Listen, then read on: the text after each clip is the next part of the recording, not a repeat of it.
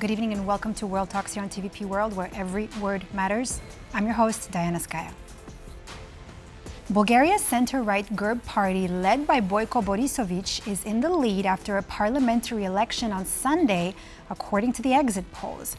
However, it has fallen short of a majority that would put an end to the country's political instability. Now, the political landscape remains as complex as ever, with challenges in forming a stable government and concerns over the rising influence of pro-Russian factions like the Revival Party. Now, to discuss the outcome of the vote, I am joined in studio by Łukasz Kobeszko, Central European Department Research Fellow from the Center for Eastern Studies. Good evening, Diana. Sir, thank you so much for being with us here on TVP World. So let's talk about the election results here. So GERB has come out, the party GERB has come out as the leading party. How is this going to reflect Bulgarian voter sentiment? I mean, how does GERB resonate with voters, particularly after such a complex recent political instability in Bulgaria? Yes, we should remember that it was the 7 elections or 6 preliminary elections, but 7 elections since the spring of 2021.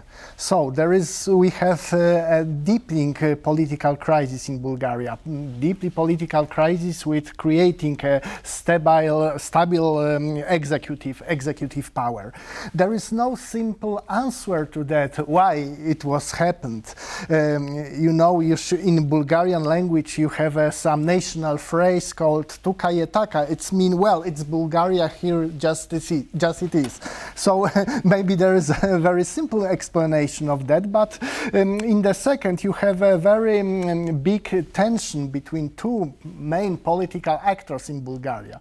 On the one hand, there is of course the winner, the Boyko Borissov, the former prime minister. He was 3 times a prime minister of Bulgaria, and the second actor, the main advisors, the main antagonist of Boyko Borissov is also former Prime Minister Kirill Petkov. Some said there is some kind of conflict between the father and the son, and because there is some Boyko Borissov is about 16 years old, and Kirill Petkov is a man from the generation of the born in the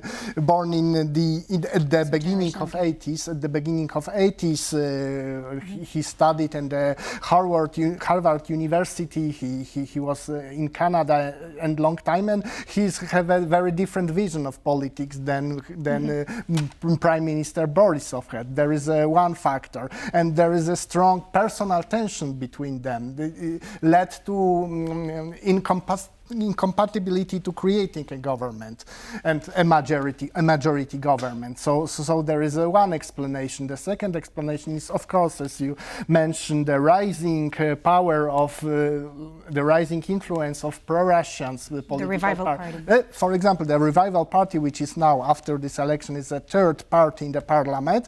But we can also say there's about, I think, 1/3 of the members of the National Assembly, which is the 250. About 1/3 of the National Assembly are openly pro-Russian forces, not only nationalistic, not only extremely right-wing, but also a lot of this party. So not only Revival Party, but also Majesty Party and New Party, which are entered in the parliament. It was some kind of surprise. The party called in Bulgarian is a match. It's the word sword in English, but it's an acronym of morality, unity, and honor. It's also extremely right-wing political party, which are openly anti-Western, anti-NATO, and are anti-NATO. So proclaim themselves as a party of the peace, who wants to the neutrality of Bulgaria and neutrality, of course, in the conflict of the... Let me just interrupt you there. So do you think that this sudden, like you said, the surprise of these parties are more leaning stance to pro-Russian parties?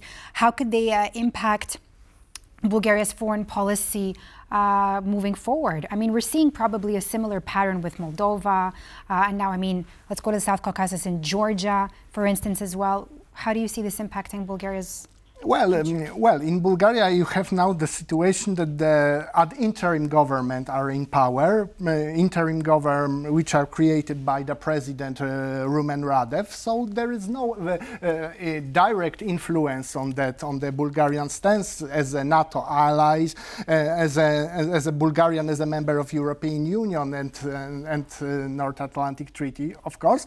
But and also you have like in the previous parliaments, like in the previous session of the parliaments, this right-wing party are under some kind of sanitarian cordon from the rest of the political groups. So there is no direct influence, but there is also this extremely right-wing and extremely pro-Russian party are one of the main factors which are led to problems with creating of majority government, because even if we go outside with this personal conflict between Borissov and Petkov, so that they don't have a majority. So how challenging is it going to be for this GERB party to form a coalition with well, the prospects and the future coalition and the future of the new government is highly uncertain now, because there is no arithmetical majority, and one of the alternatives, I think, it will be repeating the project of some-called rotational government on creating by Petkov and Borissov with the support of some minor parties in the minor democratic parties in the parliament, such two Turkish minority parties, Movement for Rights and Freedom, which also the party maybe the Socialist Party and maybe this conservative party. There is such people. There is such a nation. So maybe it's one of alternative. The second alternative is some kind of minority government supported in some crucial things and crucial political project. But as we see, there is simply arithmetic rules, and there is no very simple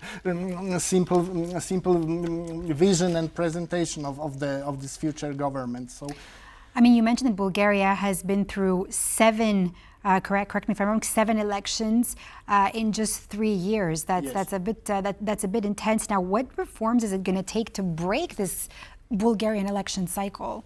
Well, some columnists, some observers, some analysts said that maybe one of the salvation of the problem will be creating a new electoral rule, a new electoral ordination, and creating not the proportional ordination, but the majority ordination. But there is not very popular way of thinking and not popular way of solving the Bulgaria problem. Maybe the changing of the constitution as a former rotational government do, which are based on creating the government without very high and specific role of President Rumen Radev, maybe will lead to some salvation. But still, the salvation of the problem, result of this Bulgarian problem, are now highly uncertain. I think the crucial factor is maybe future consensus between Petkov and between Borissov, these two main actors of the political scene in Bulgaria. Do you think that there was a Russian involvement in these particular elections, or maybe misinformation campaigns? Yes, there is no direct involvement of Russian forces in the election process, just like in, for example, in Moldova and Georgia. But you have right when you mention about the Russian influence. The Russian influence in Bulgaria are mainly on the field of the social media, on Facebook, internet sites. Also, I think the Bulgarian Orthodox Church, which is highly under the influence of Russian Orthodox Church, and of course Kremlin. So there is Georgia had a similar issue. Yes, Georgia had a similar issue. So I think the Russian influence on Bulgarian society are not directly involved in some political process, but I think on the cultural field, on a field of political debate of the on the internet, on social media, I think. Bulgaria's political landscape is becoming more fragmented, with a record number of 9 parties now expected to enter parliament. Do you think that this fragmentation could lead to increased radicalizations of shifts in policy, especially towards the European Union or NATO? Yes, it's possible, because the political debate on the level of on the critics of European Union, critics of NATO, will be much more visible than in previous parliaments. So maybe it will be that scenario.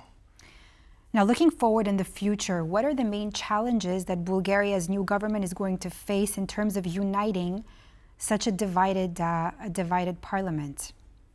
Well, the main and the crucial problem is, of course, creating stable government, maybe on a 1 year, 2 year, not only on a 4 year of the new parliament. It's number one. Number two is, of course, try to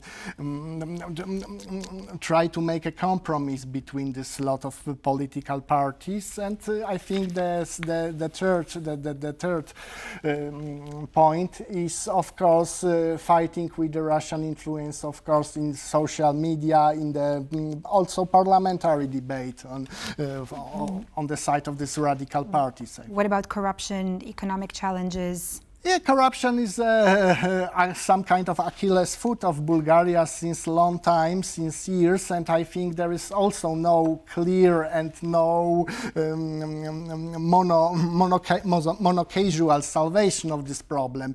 A lot of Bulgarians said that we are on the European level some kind of poor student, which behavior of that student is very correct and very polite, but but there is no any initiative on the Bulgarian side to reform European Union. There is you can't hear the Bulgarian voice on the European Why? forum. Why is that? Because I think it's the effect of some kind of frustration of Bulgarian political elite. It's some kind of problems with Bulgarian feels unsafe, feels forgotten member of European Union, and there is you can link also these tendencies with the frustration of the people, with the relatively low turnout of voters in this election. So there is a lot.